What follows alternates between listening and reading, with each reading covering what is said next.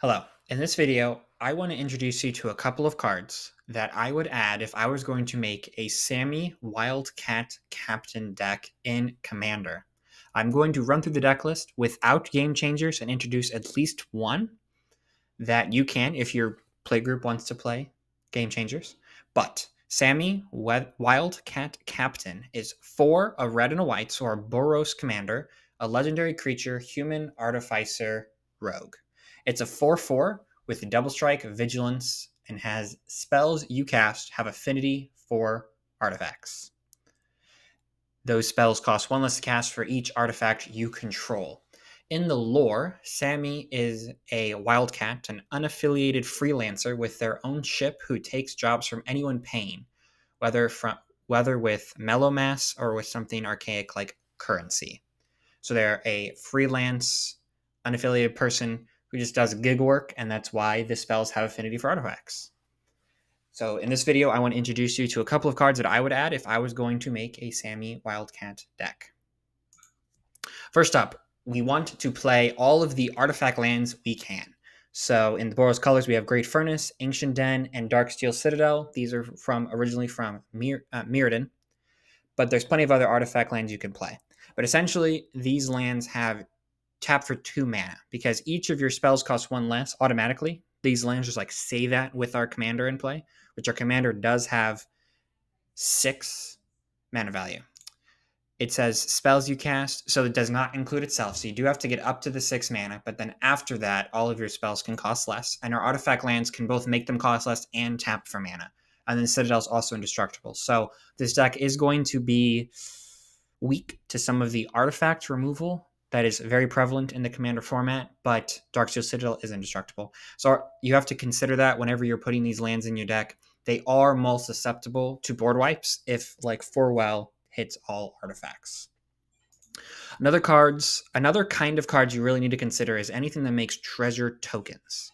So Unexpected Windfall is 2 colorless, a red and a red for an instant, and has as additional cost to cast a spell, discard a card.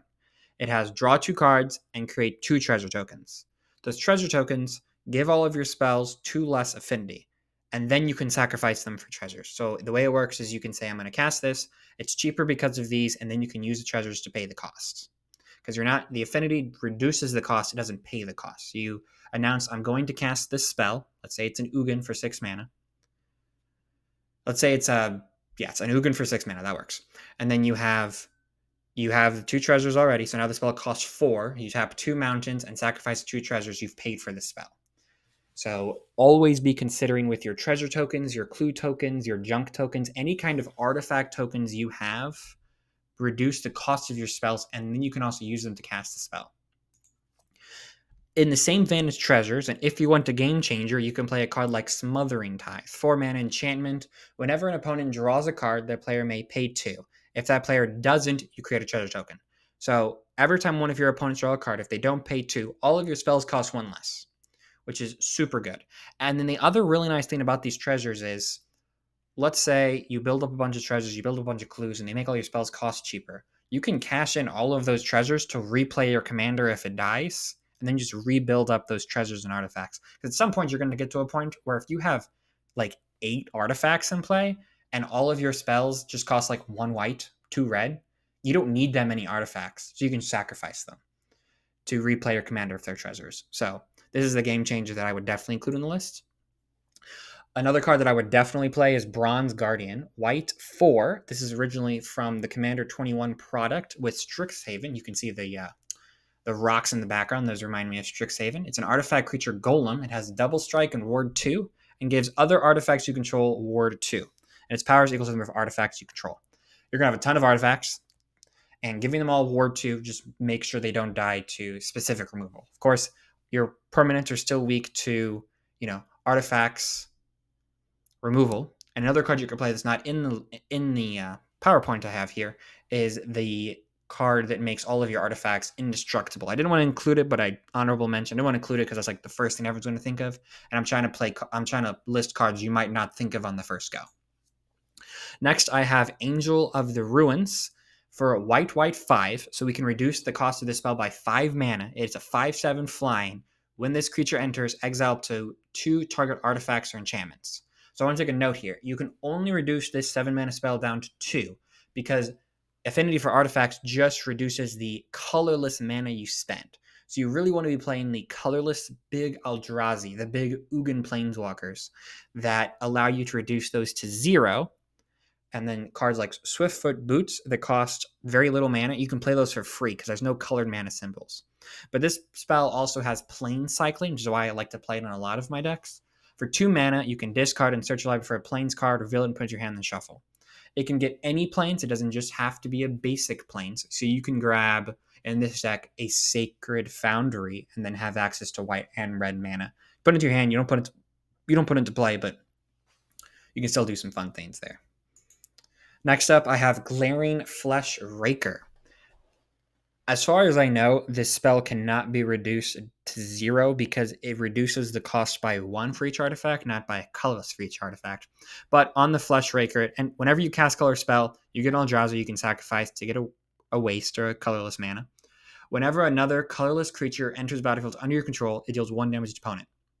You're going to be playing a lot of things that make colorless creatures.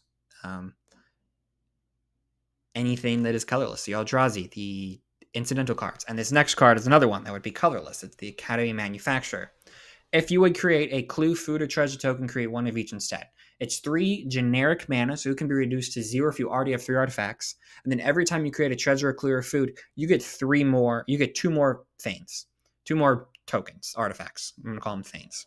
So let's say you made a treasure. You now have a clue, a food, and a treasure. So all of your spells are reduced by 3.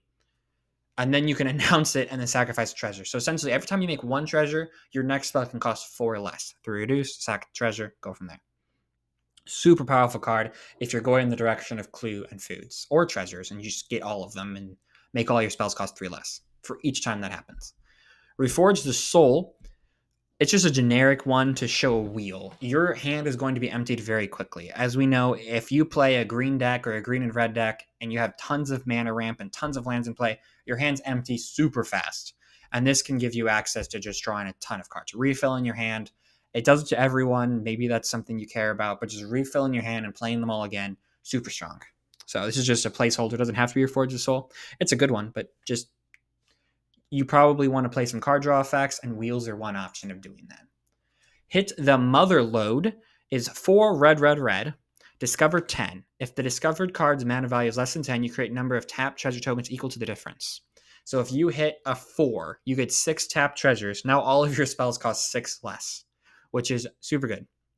And they cost 6 less on the turn you cast Hit the Mother Load. Super good.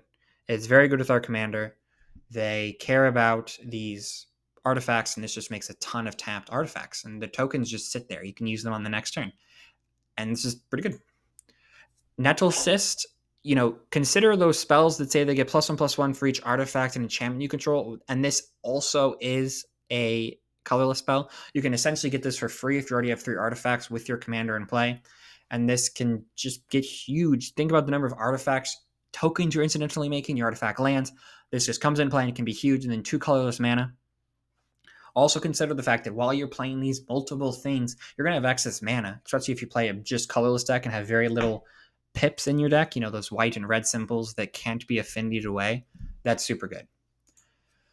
Next up, I have Ruby Medallion and Pearl Medallion. Now, these might not be great in this deck because your spells are already going to be so cheap, but this essentially says that whenever you cast a red spell, it costs 2 less with this card. 1 less because it's an artifact with affinity, and then the red spells cost 1 less cast. This also can help you get your commander down faster. Your commander doesn't have the same effect where it has affinity for artifacts. It just gives all of your other spells. So this can give you access to having your commander be cheaper, which is super good. And you're not playing the colors, necessarily green that likes to ramp really quickly. And so ramping in any way, and this is, incidental ramp, I guess. Making your things cheaper feels like ramp, right? Next up, I have Descent into Avernus. For 2 and a red, it's an enchantment. At the beginning of your upkeep, put 2 Descent counters into it. Then each player creates X treasure tokens, and it deals X damage to each player, or X is the number of Descent counters on it. So this goes around the table, gives you 2 treasures. Goes around the table, gives you 4 treasures. And while it is giving your opponents tons of treasures too, it's dealing a ton of damage to the board. And you're going to have a lot of things in play. You're going to have access to a lot of creatures who can just attack and finish those players off while making your spells 2 less to cast, and then 4 less to cast, and then 6 less to cast, because those treasures are artifacts. Next up, to represent just big dumb idiots while being good cards, they're, these Ugin Planeswalkers. Ugin Eye of the Storm, Ugin the Spirit Dragon, Ugin the Ineffable. 6, 7, 8 mana. These have game-ending abilities and immediately come into play and do something. And they act as removal. Every single one of them can enter and be removal for you. And they can essentially be free. Imagine you played the Descent. After 2 turns, you have 6 treasures. The Ugin on the right, Ugin the Ineffable, that enters and destroys target permanents as 1 or more colors, is free. And gives all of your other color spells you cast 2 less cast. Ugin the Spirit Dragon can plus to lightning bolt something. -X, exile each permanent with converted mana cost X less as 1 or more colors. Or -10, you gain 7 life, draw 7 cards, and put up to 7 permanent cards from your hand to the battlefield. Ugin Eye of the Storm, 7 mana. Whenever you cast this spell, exile up to 1 target permanent with 1 or more colors. Whenever you cast a colorless spell, exile up to 1 target permanent with 1 or more colors. +2, you gain 3 life and draw a card. 0, add 3 mana. 11, search your library for any number of colorless non-land cards, exile them, and shuffle. Until end of turn, you may cast those cards without paying their mana cost. If you make your deck right and have almost no colored pips, you can just play your whole deck. And these Ugins, again, I'm trying to represent, they can essentially be free. Another good card that can be essentially free is Chromatic Orrery. 7 mana, comes into play. If you have 7 artifacts, it's free, and it can immediately tap for 5 mana, which can be spent to cast mana of any color. And why that's important, it goes back to my point where if you have a spell that costs 6 and a red, you cannot affinity for artifacts away that red. But the Chromatic Orrery can make the 5 mana it immediately gives you into red. One of it can be red, and you can just dump your hand out right then and there, especially if you don't have too many pips in your hand. And that's super good. And that is all of the cards that I put together that I wanted to show you for a Sami Wildcat Captain deck. It's a Boros. It can't ramp very well, but you have access to a ton of treasures in these colors, and you can just dump your hand and be very aggressive. Plus, it has double strike and probably would wear plus and plus counters where if you can get those well in play. But if you're thinking about making it or have already made it, you let me know in the comments how you like the commander, what cards you would have included, and I hope you have a good rest of your day. Thank you.